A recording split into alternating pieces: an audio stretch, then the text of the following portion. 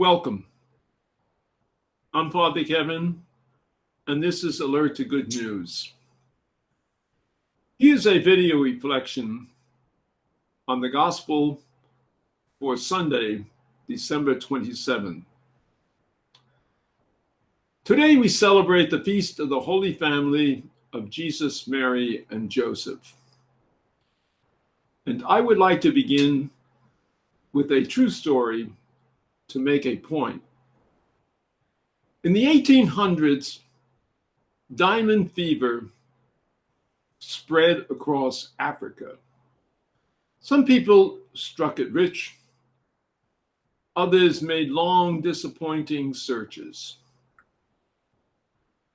One man wandered throughout the continent, finding nothing.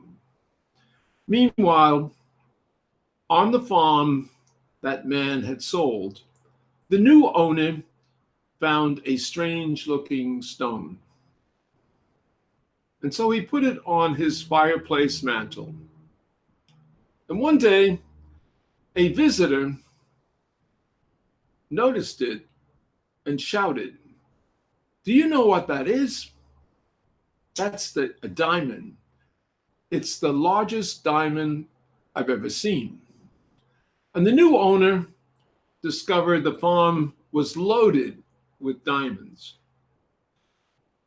The point is this: some people never take time to notice what they have in their own backyards.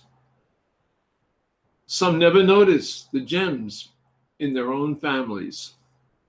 So stop, smell the roses, especially this holy holiday season.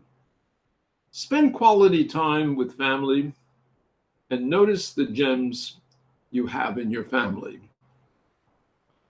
Luke's gospel tells us that when Mary and Joseph brought Jesus to the temple in Jerusalem, Simeon took Jesus into his arms and blessed God.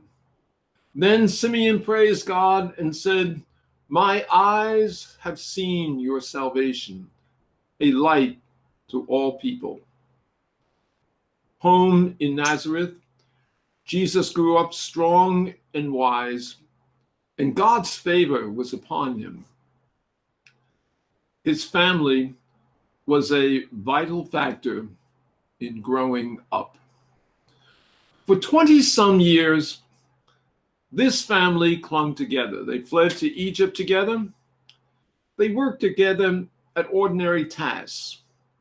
Joseph, tradition says, kept his loved ones in bread with the skill of his hands. Mary baked and spun, carried water, and taught Jesus to pray. They lived an utterly simple and natural and human life. And Mary eventually waved a goodbye to Jesus as he set off for his life's mission. Yes, Mary experienced the empty nest. Theirs was a holy family, and so too is yours. Living together, working together, playing and praying together. And what sustained the Holy Family in Nazareth?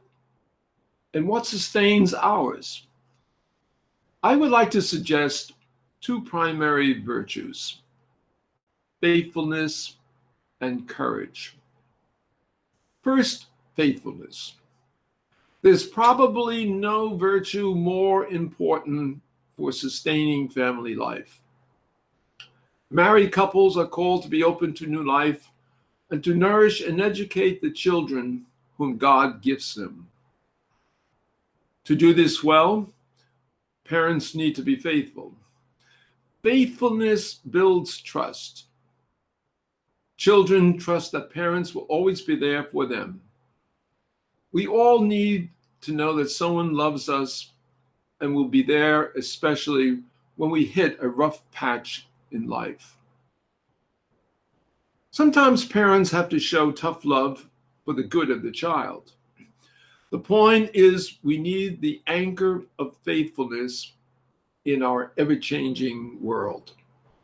Second, families need courage. William Bennett's Book of Virtues holds the stories of David and Goliath, Susan B. Anthony, and Rosa Parks. Courage is about moral character. It defines who we are at the core of our inmost selves. It's an attitude that challenges us despite our fears to stand up for what is right, true, and good. Many of us would include people such as Gandhi, Martin Luther King Jr., and Mother Teresa in our list of courageous people. And we probably would include our parents. We see up close the sacrifices our parents have made for us. Commitment to another, in good times and in bad, requires courage. It reaches a crescendo when children become teenagers.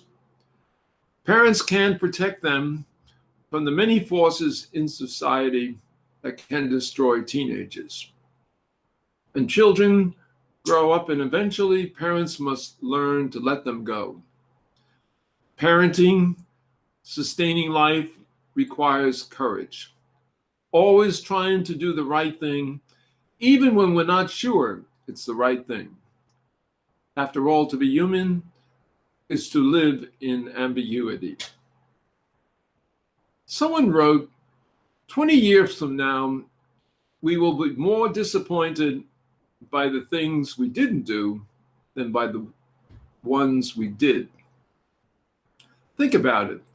Don't regret something good you could have done but didn't.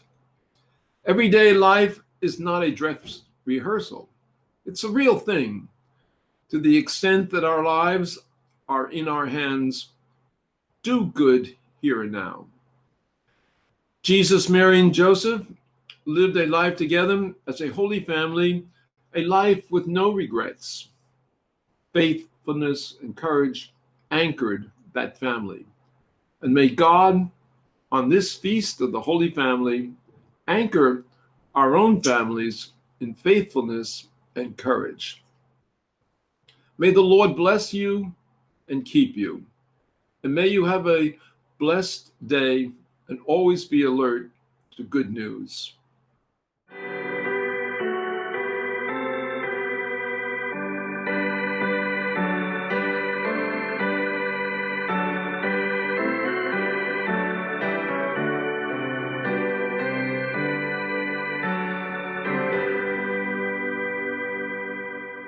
Thank you for watching this video. You can see more videos here or simply subscribe by hitting the button below.